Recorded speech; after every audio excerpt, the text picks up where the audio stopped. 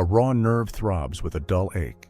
And isn't it always there? That incessant gnawing question, why does it hurt so damn much? Even when the pieces seem to fall into place, this crushing weight in your chest persists, an unshakable feeling of displacement.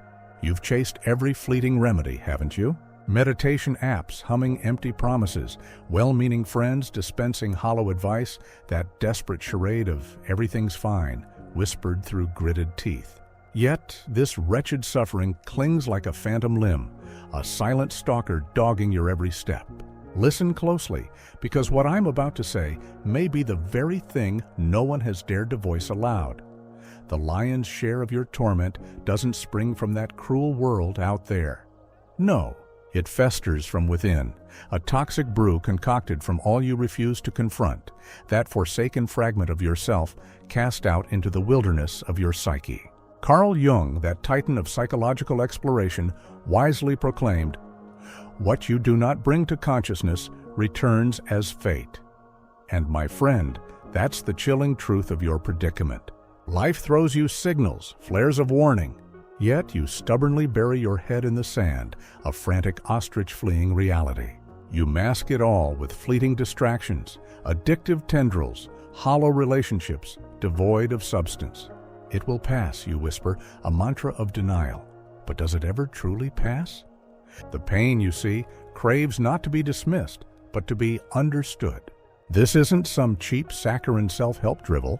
I'm not peddling prepackaged phrases or illusory solutions.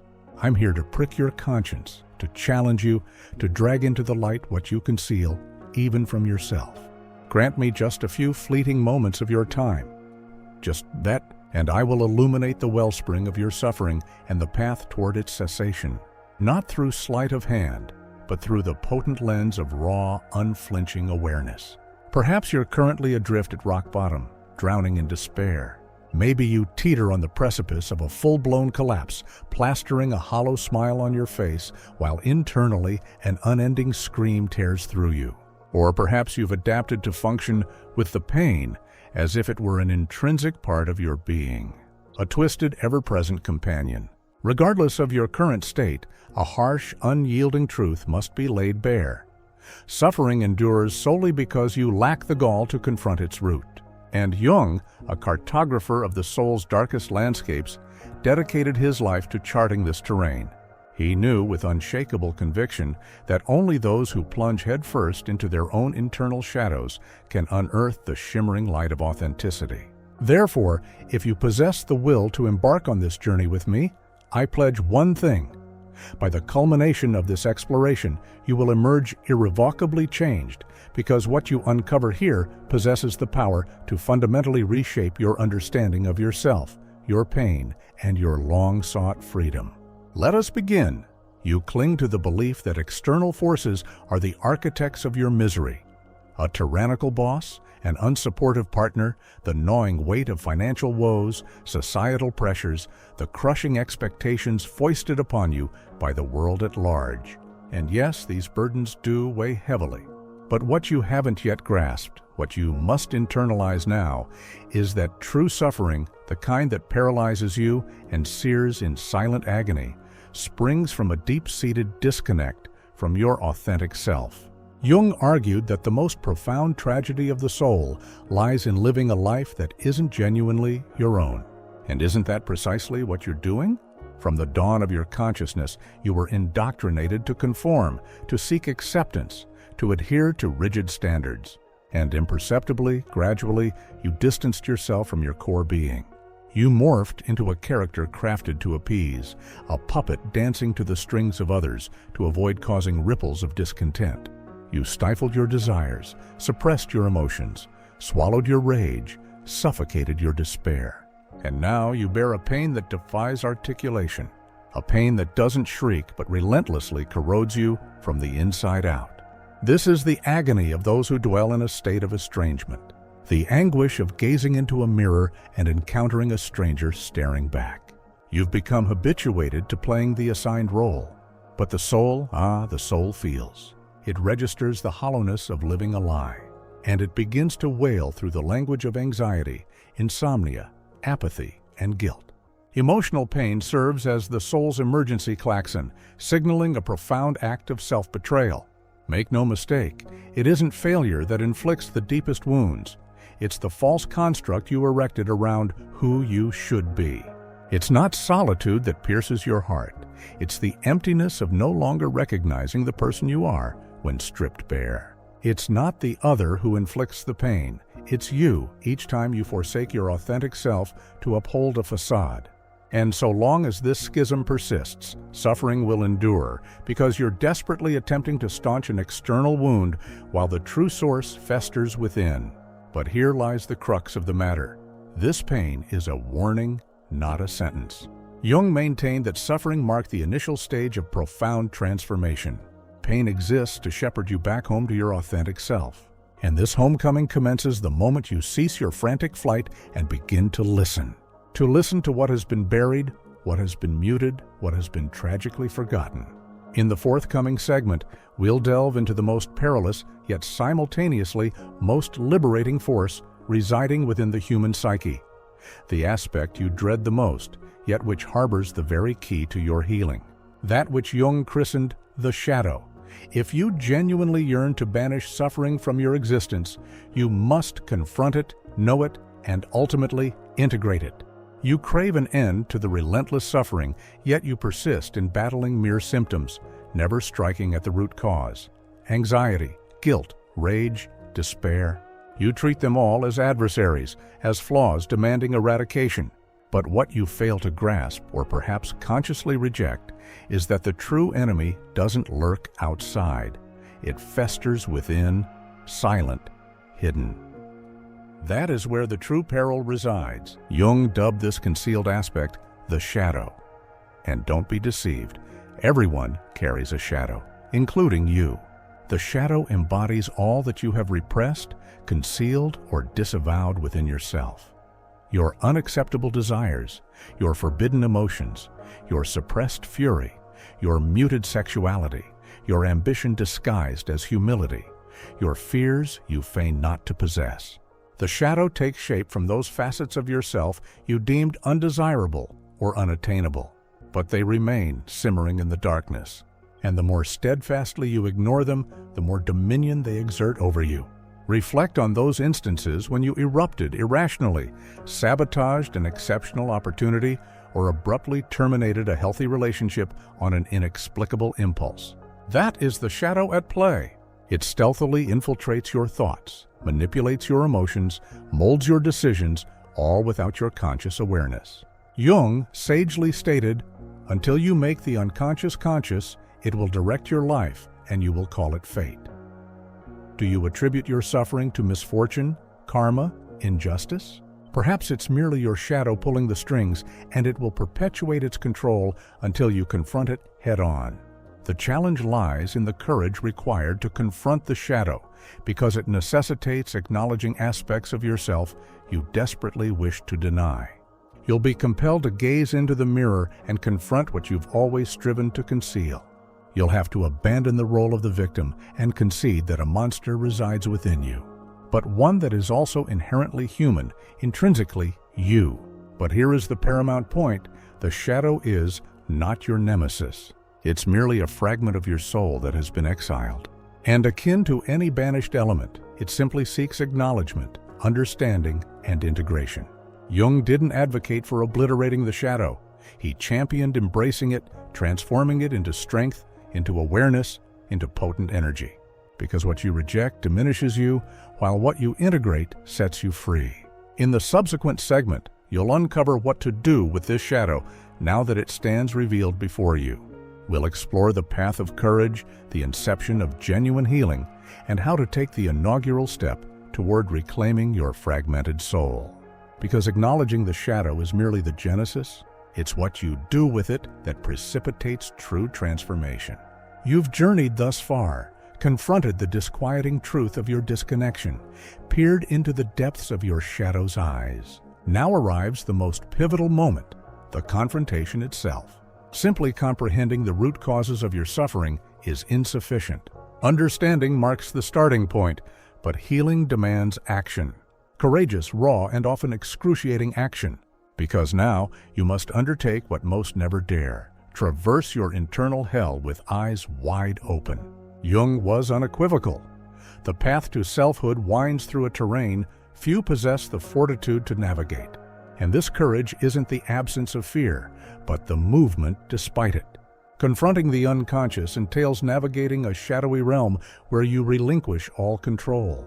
It's shedding the mask, discarding the victim's mantle, and acknowledging that a portion of you actively contributes to your own suffering. This demands brutal self-honesty. It requires you to cease deceiving yourself. But what, in practical terms, does it signify to confront the unconscious? It signifies initiating the process of heeding what your body screams when your mind stubbornly refuses to listen. That knot in your stomach when you're in the company of the wrong individual. That constricting sensation in your chest that descends when you acquiesce to yet another self-diminishing situation. That inexplicable fatigue that surfaces each time you force a fabricated smile. All of these are the unconscious striving to salvage you, not to destroy you. You can commence with small acts, documenting your dreams, observing emotional triggers, reflecting on patterns that have recurred for years. Each instance that throws you off kilter carries a veiled message. The unconscious communicates through symbols, and your present task is to decipher them, not hastily, not judgmentally, but with mindful presence, with a genuine willingness to listen to yourself. Not to coddle yourself, but to confront yourself. One of the most potent avenues for achieving this is through deep, uninhibited writing. Set aside time each day to write as if you were confessing your darkest secrets to yourself. Chronicle what you're ashamed to feel, what you're terrified to acknowledge, what you've never dared to utter aloud. Because when those words escape the prison of silence, they forfeit the power to consume you. Another indispensable tool is the therapeutic mirror, whether with a psychologist or someone qualified to assist you in interpreting the signals your mind emits. Jung posited that the unconscious isn't a repository of refuse, but a living, breathing intelligence. It yearns to unveil something to you. It seeks to heal you, but it demands that you listen without filters, without defenses, without excuses. Do you aspire to vanquish suffering? Then you must cease your perpetual flight, because as long as you flee, suffering will relentlessly pursue you. But the moment you halt and confront it, it commences to transform, to shift, and then you'll unearth something no one ever imparted to you. The very pain you so vehemently fear is, in reality, a portal. And that is precisely what we'll explore in the forthcoming segment, the true role of pain in your life. Why does it persist in surfacing even when everything appears to be under control?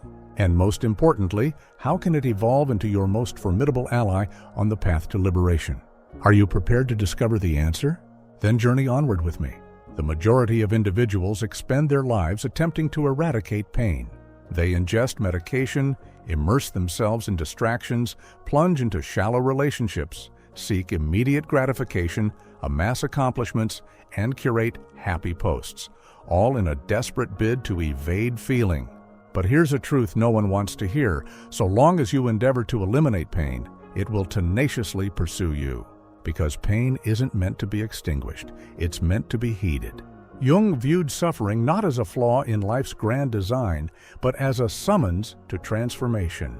Pain serves as a signal that something is fractured within you, demanding acknowledgement, nurturing, and realignment. It's the soul's cry, proclaiming, "This cannot continue." Every pain carries a message. Every pang of anguish is a code awaiting decryption. You simply need to cease treating pain as an enemy and embrace it as a guide. Reflect on all the instances when life compelled you to change. How many of those transformations transpired in comfort? Likely none. It's amidst chaos that the soul commences to reorganize. It's in the throes of pain that the psyche implores reconstruction, and that is where genuine metamorphosis begins. Jung asserted that suffering must be experienced to its culmination before it can be transcended. In other words, pain must be traversed, not evaded. Let's translate this into tangible terms. Picture an individual who dedicates their existence to negating their own needs to placate others, perpetually available, invariably smiling, always acquiescing. Gradually, this person begins to experience anxiety, profound fatigue, and inexplicable despondency. They consult physicians, undergo tests, ingest anxiolytics, yet nothing resolves the issue because the body is articulating what the mind refuses to embrace.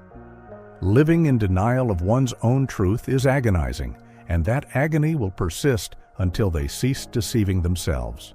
Another illustration.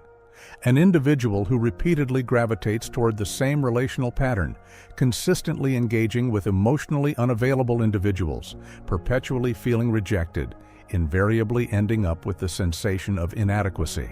This pain isn't sheer misfortune, it's a reflection.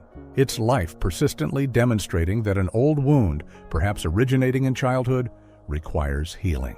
And until it's addressed, suffering will continue to serve as a poignant reminder. When you initiate viewing pain as symbolic language, everything undergoes a shift. What once appeared to be punishment unveils itself as a compass.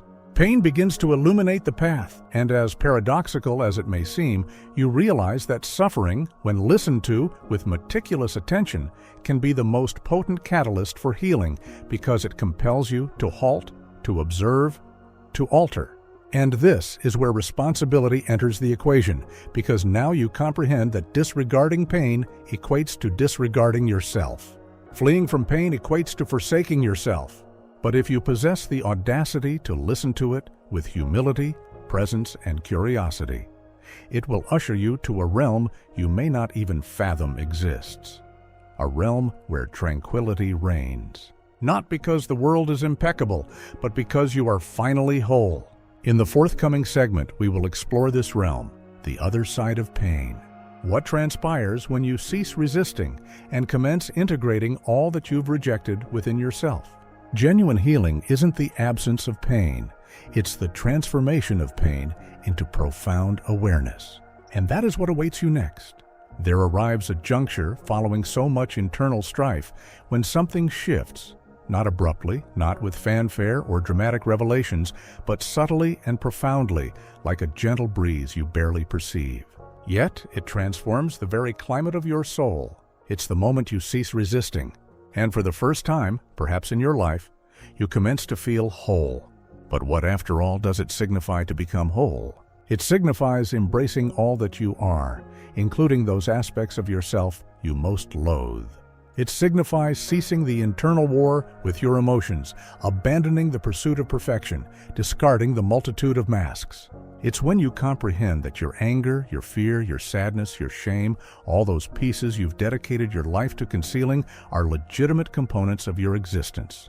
And when you integrate them instead of rejecting them, something miraculous transpires. Suffering begins to dissolve. Jung designated this process individuation. Not in the sense of becoming special or distinct, but in the sense of becoming yourself without distortions. A complete human being, real, authentic, and this authenticity doesn't spring from pride, but from profound acceptance. It's not about finding yourself, it's about discovering yourself. And only those who possess the audacity to enter the ruins of their own soul and rebuild what has been shattered can truly find themselves. At this stage, you realize you no longer require concealing your pain because it doesn't define you. It was the path, not the destination. You gaze back and perceive that every crisis, every fall, every emotional implosion served a purpose: to strip you bare of the lie, to compel you to relinquish the illusion of control, to force you to shed what was false so that you could then clothe yourself in truth. And this truth is far from comfortable. It doesn't spare you from vulnerability. It demands presence. It demands choices.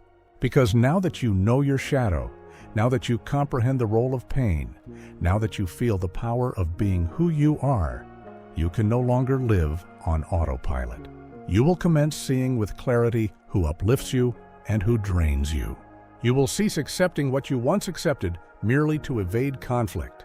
You will initiate saying no without guilt. You will finally say yes to yourself. This internal shift is silent yet overwhelming. It's not about transforming into a new person. It's about ceasing the betrayal of the person you have always been. And at this juncture, you unearth something no one ever taught you. You didn't need to heal to be worthy of love. You simply needed to accept yourself to cease dwelling in scarcity because the peace you sought externally was awaiting you within. But beware! This is the point where many individuals plateau. The pain has subsided. The patterns have shifted.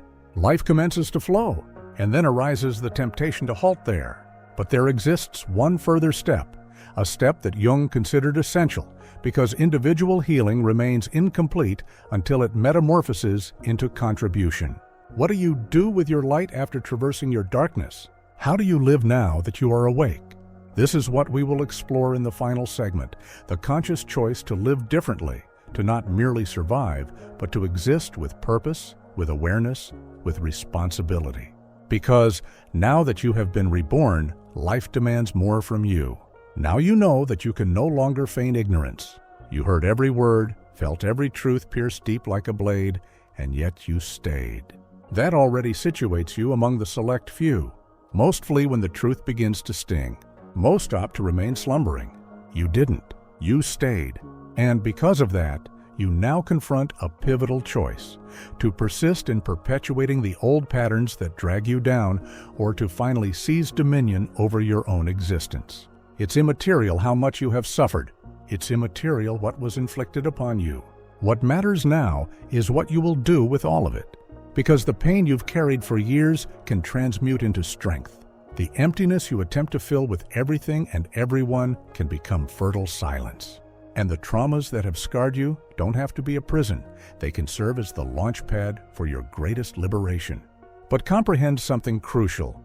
The awareness you have awakened here comes with a price. Because once you see, you can no longer unsee.